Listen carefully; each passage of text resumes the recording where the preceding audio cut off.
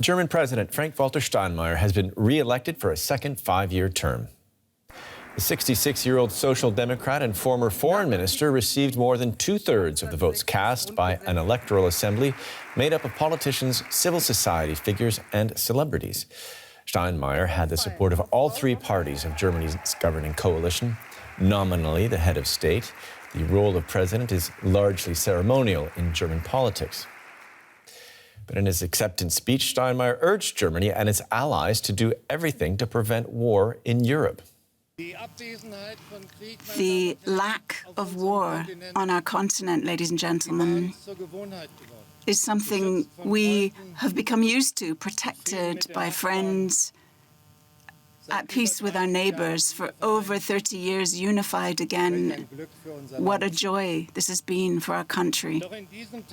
But in recent days and weeks, we have learned once again what we should have known. We cannot take peace for granted.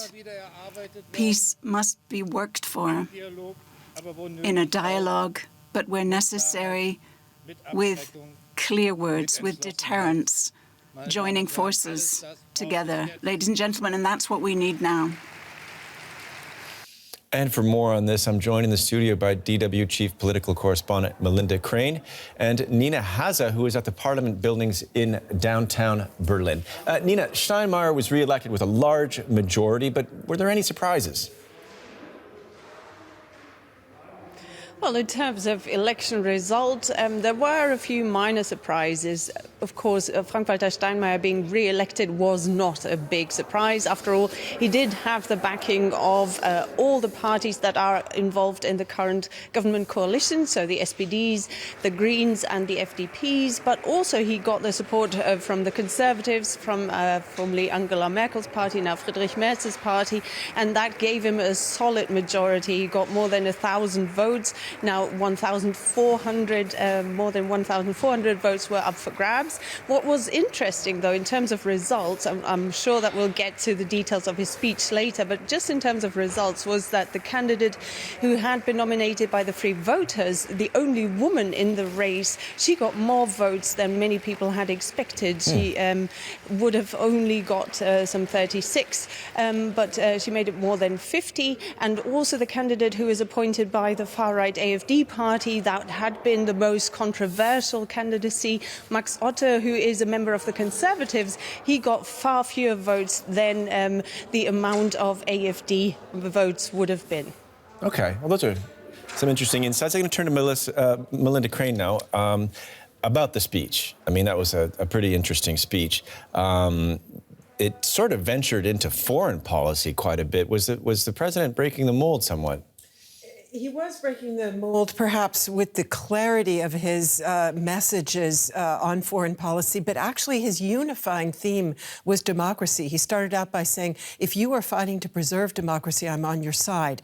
And the office of the presidency in Germany actually was created to stabilize the then young German democracy. So this is a traditional theme for many presidents, but it's been an especially strong theme for him also in his first term in office. So his messages on the external threats to democracy essentially were all addressed to Russia and President Putin, with Steinmeier saying very clearly, Russia is responsible for the current threat. Also, two direct appeals to Putin, saying, President Putin, do not underestimate the strength of democracies. And President Putin, and I think this certainly was the most headline-worthy probably of these messages, loosen the noose around the throat of Ukraine. And he pointed out that that threat is not only to Ukraine, but also to other Eastern neighbors. And in fact, his first foreign trip this coming week will be to Latvia, one of the Baltic republics that does feel threatened. But he went on to join that theme with the threats to democracy at home, talking about the fact that both the pandemic and also the transformational process we're seeing as Germany moves away from fossil fuels to new energy systems to a more green economy, that these are sources of pain and division within the society. And he talked about how he wants to be a president who listens to those who are fearful about the future, who listens listens to their concerns and that he would make his first domestic trip to Eastern Germany, where many people do feel that the future is less secure, perhaps, than the past. Okay, and I'll just go back to Nina, if I may, who's there at the Bundestag for us. Can you tell us a little bit more about how the day unfolded? I understand the voting was, I mean, we watched it live. It was a bit tricky with the pandemic. It's not in the usual place. There were celebrities and so on. What more can you tell us?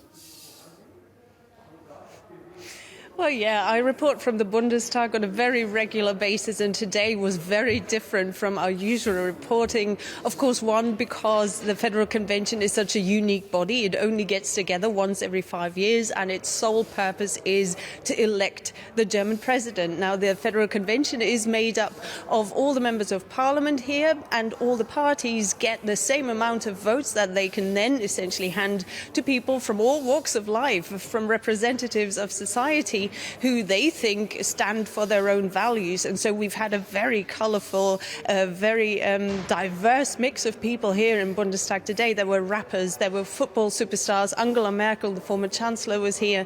So very different. And usually it's a day where Germany celebrates its democracy. Now, we all famously are not the kind of nation that puts too much glamour into its democratic processes. But the Federal Convention meeting is usually one such day where we celebrate democracy with symbols and rituals.